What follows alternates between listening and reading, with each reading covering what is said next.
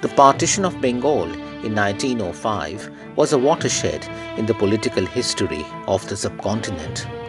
Under the leadership of Surendranath Banerjee, educated Bengal rose up as one against this maverick move to separate the Bengali nation.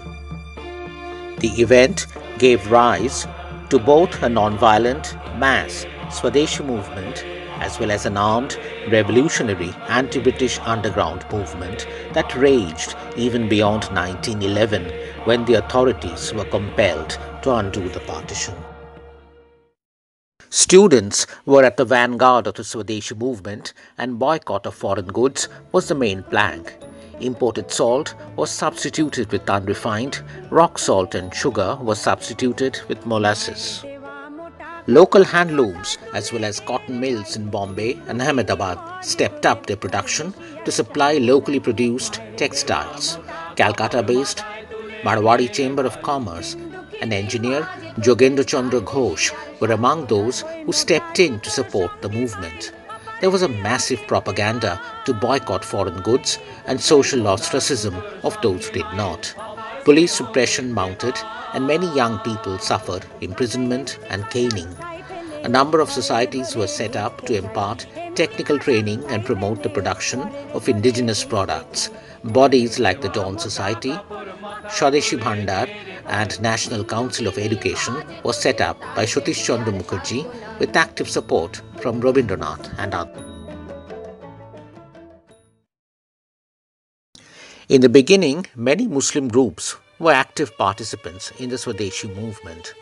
As time went on, the colonial government made many maneuvers along with some Muslim groups and leaders like Nawab Salimullah of Dhaka and some extremist elements to discourage the support of the community.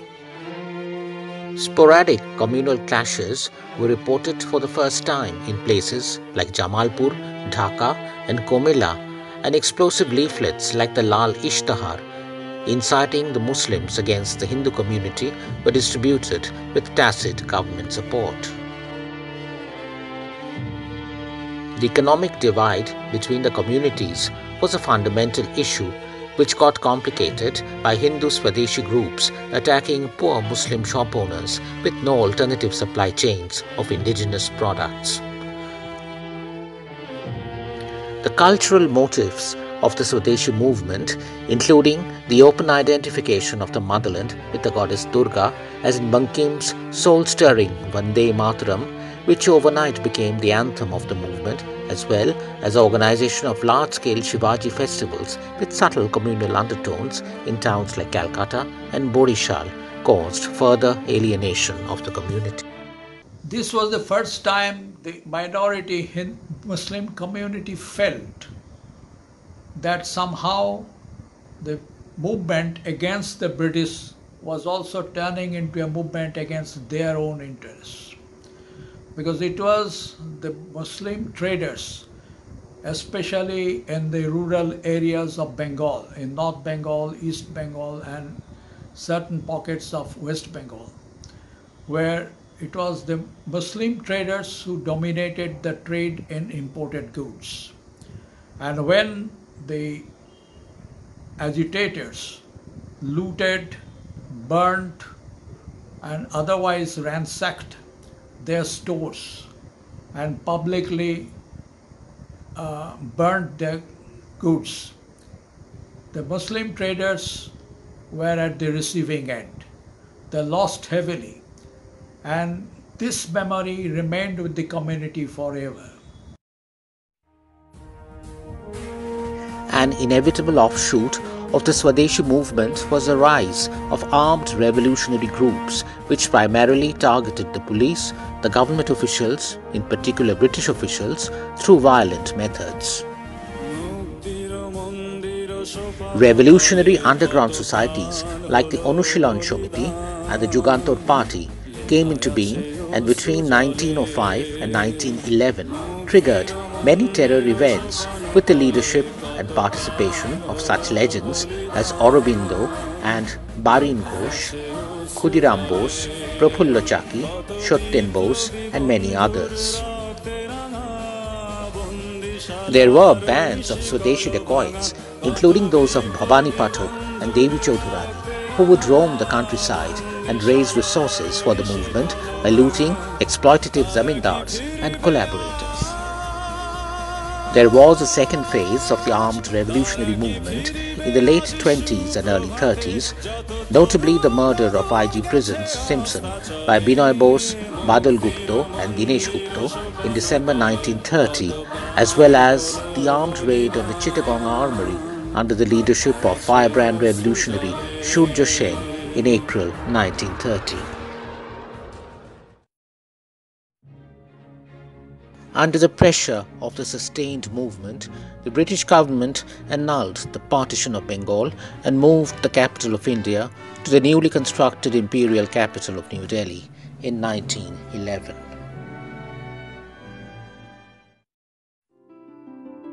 National politics in the 20s was dominated by the rise of a towering new leader, Mohandas Gandhi. Gandhi's non-cooperation movement from 1921 to 24 in support of the Khilafat agitation, protesting British action in Turkey and the Middle East, succeeded in drawing large masses of Muslims to the center of the national anti-colonial movement. Back in Bengal, the polarized political climate was worsened from time to time by trivial incidents.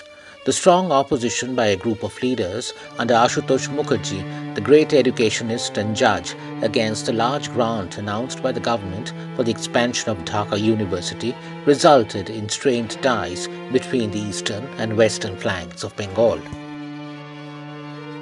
Gradually, Chittaranjan Das assumed the overall leadership of both Hindus and Muslims in Bengal under the banner of his Swarajya Party, a platform within the Indian National Congress. Das, along with his lieutenants Tamijuddin Khan and H.S. Suravardi, drafted the Bengal Pact in 1923. The pact that involved reservation of seats in legislature and government jobs, as well as separate electorate for each community, and several social measures won the confidence of the Muslim community, but alienated him with some Hindu groups and was ultimately defeated during voting at the All India Congress Committee. The passing of Das was marked by a sharp accentuation in polarization, and large-scale communal violence was seen in 1926 in Calcutta, Borishal, Potuakhali and elsewhere for the first time. In 1927, government for the first time gave recognition to the numeric dominance of Muslims in Bengal, ending the virtual monopoly of caste Hindus in legislative politics.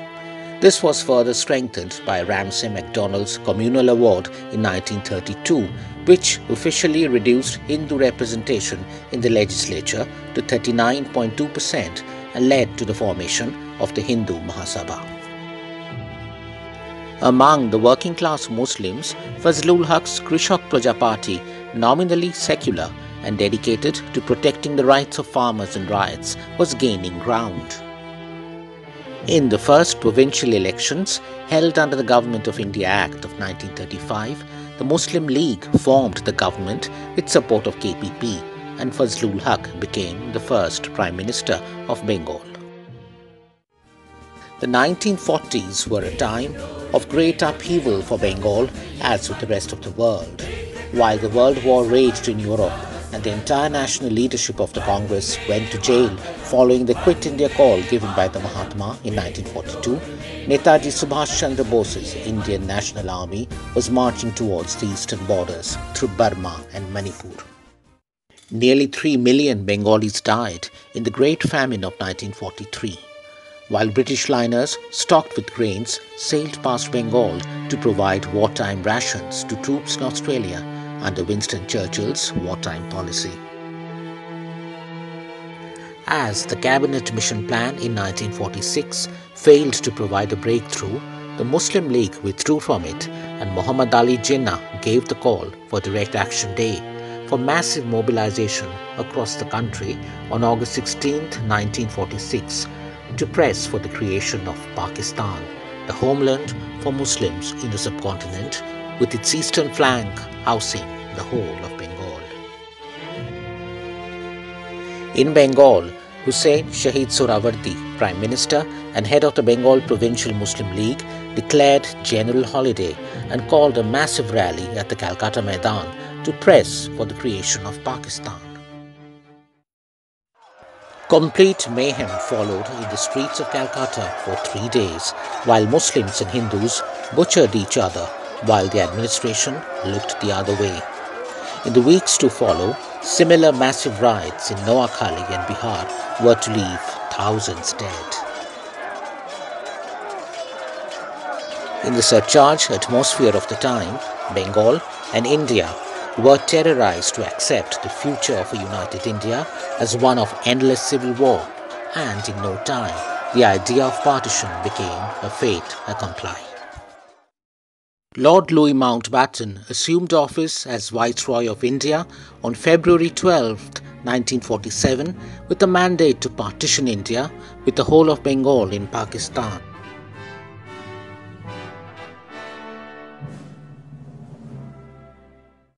A proposal was suggested in the Bengal Provincial Council of the Hindu Mahasabha in April to partition Bengal on communal lines and to allow the residents of the Hindu-majority western districts the option to remain within the Union of India.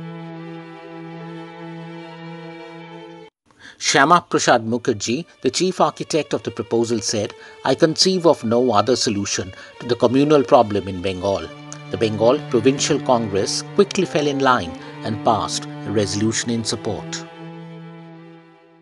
The countervailing idea of a sovereign, united Bengal as the third flank of a partitioned India was floated by a group comprising Sohrawardy, Sharat Chandra Bose, Kiran Shankar Roy and others. The idea, which gained some currency in both the eastern and western districts, did not have adequate time to reach fruition, as on June 3, 1947, Lord Mountbatten announced the decision to partition Bengal. Bengal, which first began its movement towards unity under Shoshanku in the 6th century and was taught lessons in amity and brotherhood by countless Sufi saints and Shahajiya poets by Chaitanya, Ramakrishna and Rabindranath, chose division over unity in the age of colonial and communal politics. On the midnight of August 14, 1947, as India celebrated her tryst with destiny, the Radcliffe Line divided Bengal into two through people's bedrooms and kitchen gardens. When 1947 came and India became independent, even then the Muslims always felt at a disadvantage in comparison with the Hindus. This is true despite the fact that Hindus and Muslims lived and continue to live harmoniously, side by side, interacting with each other all the time, because the relations are so deeply ingrained, that it's difficult to separate them. It's not something like Israel, where the Palestinians live in a separate enclave. Here in India, Hindus and Muslims live side by side, in the same streets, same lanes, same houses. Many, like the author Niroj Chaudhary, could never reconcile to a Bengal without the mighty rivers of the eastern delta. Filmmaker Ritwik Ghatak depicted the heart-rending impact of the partition on people's lives in a series of legendary movies. For Qais Ahmed, the novelist, the partition was only the freedom to be a refugee.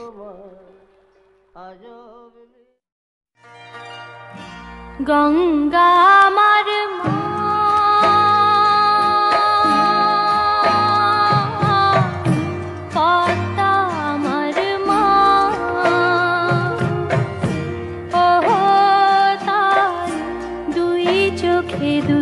জলের ধারা মেঘনা যমুনা গঙ্গা